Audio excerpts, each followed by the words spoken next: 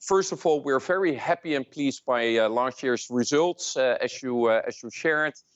Volumes up on the beer side almost 5%, revenue up 12%. Our operating profit bounced back to 44%. We're very happy to see that it's really our premium beer portfolio that's leading the charge, up 10%. Brand Heineken up 17%. And then profit also really helped by our cost program, where we delivered 1.3 billion in savings. So all around, from top line to bottom line, very happy to see those results. Indeed, going forward, we actually are looking ahead to a year where the recovery of our volume and business continues. Last year, we were still impacted by COVID lockdown. Very happy last night in the Netherlands, the last lockdowns for the on-trade business were being lifted. So we will benefit from that in the years to come. But then, like everybody else, we are faced by a very significant increase in our input cost, which leads to what we have called assertive pricing. You already saw that in the second half of last year, where our revenue per hectoliter was going up 11%. And that's a bit unprecedented. In my 24 years in the company, I've not seen that kind of pricing. And that makes us a bit cautious.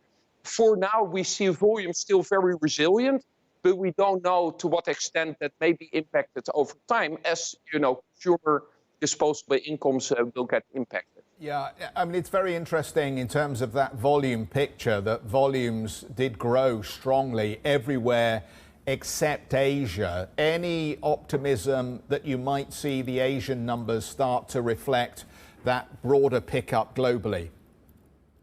Yeah, I think Asia back in 2020 was the least affected region. Last year, particularly over the summer and the second half of the year, we faced a big impact on the Asia business, particularly in critical markets like Vietnam and Cambodia for us.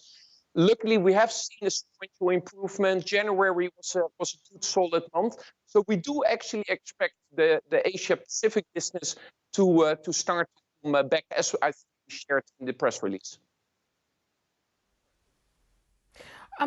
Good morning, Juliana here. What are you projecting in terms of price mix for the year ahead? Well, I don't think we are guiding on a specific number.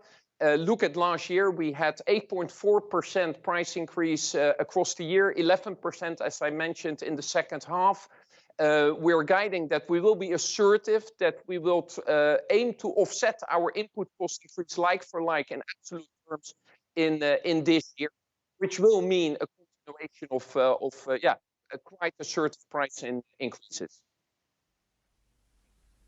And if you can expand a little bit on the supply chain pressures that may come to a head this year, you clearly cite that as a potential significant impact on your results in 2022.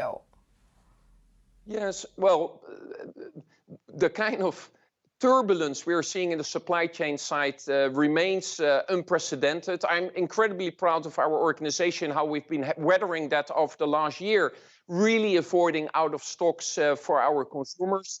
Some things are getting better, some things remain quite challenged.